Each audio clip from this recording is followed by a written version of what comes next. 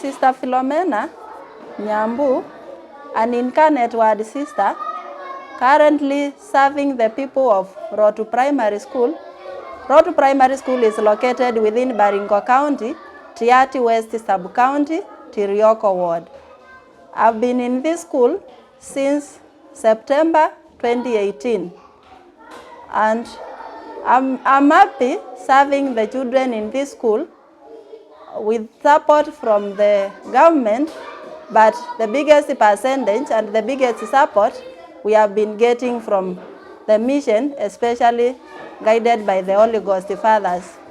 We thank them because really even the structures within the school, none belongs to the government. They have all been constructed by the Holy Ghost Fathers, being led by Father Sean McGovern, who day in, day out, comes in the school to find out and to make sure the well-being of the children, especially in providing material things, more so food for the children. Rotu Primary School was originally started in 2012, and we have had 3 academic classes, but due to shortage of teachers, we just teach the children, and once they reach class 8, we surrender them to the other schools which have been registered by the government. This is because of the poor population or poor enrollment, because for government to register a class 8 for KCPE, the children must be above 30. At the moment, we have 143 children, but the number keeps on fluctuating, but we thank God now the number has gone a bit higher than before. It's unfortunate that once you go around the classes, the biggest number of the children in school are the boys. You will only find girls in the lower classes, that is from PP1 and 2, grade 1, grade 2, grade 3.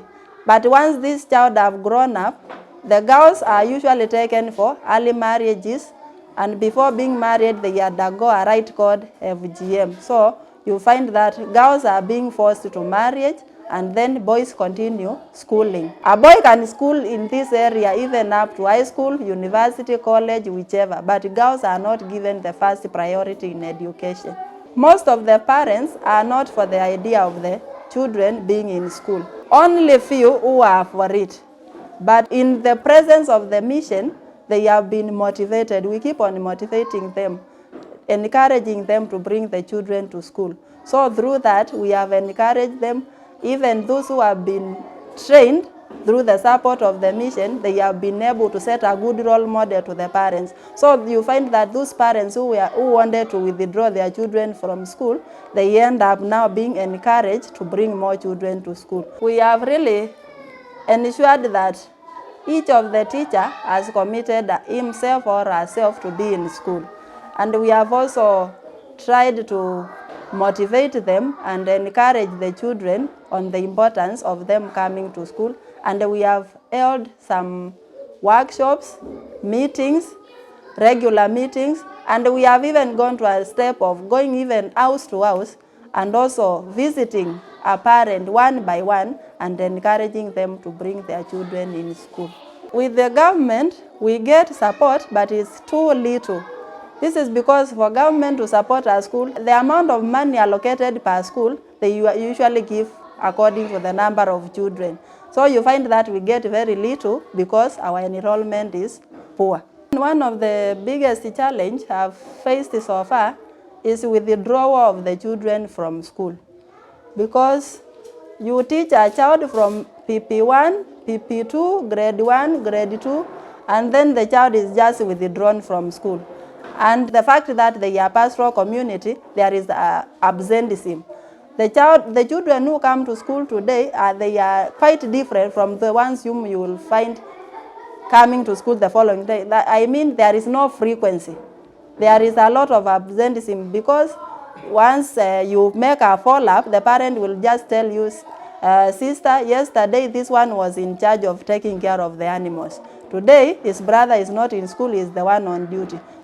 Once these children are educated, first of all, they are going to solve the problem of shortage of teachers and even on the matters of medical care, and also they are going also to enlighten the other parents around on the importance of bringing their children to school, because a parent will be encouraged and be told, take your child to school to be like the child of so and so. For us, the implementation of CBC is very poor here, simply because we have network challenge. And because of this network challenge, we are not able to link ourselves with the internet. So most of the things, we are just doing the theory part, and those which involves practicals, for example, being told you take a child to cyber, help him open an email, and send an email to the father asking him to come and visit the child in school, it is really impossible. Secondly, if you give this child take-home assignment, the materials are just going to be used by this parent, and then she is even told, go and bring others. So because of illiteracy, the parents cannot be able to collaborate with us to help us implement the CBC. So it is really hard. First of all, I would thank those so far who have been supporting us, and I would really urge them to pay us some visits if it is possible, and if not possible to reach here, we really urge them, wherever they are, to organize more seminars for these parents to be enlightened on the importance of education. Then the other thing, we can also request for more teachers to help us. Like right now, we are only 5 teachers versus 8 classes.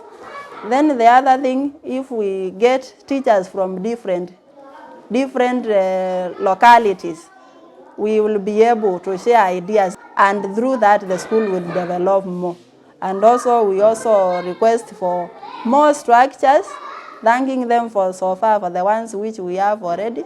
We are really in need of structures, because most of all the classes the children are sharing. You find that grade 1 and 2 are together, grade 3, 4, 5, 6, it's only grade 8 which is in a single class. For one, I say a very big thank you, because without them, really to be sincere, this school, I think we could have closed it long ago and forgotten if we had Rotu Primary.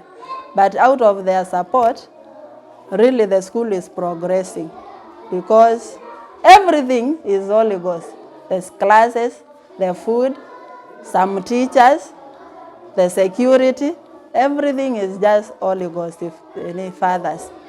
So we really say a big thank you, and continue asking them to continue also supporting us for the betterment of these children in the future.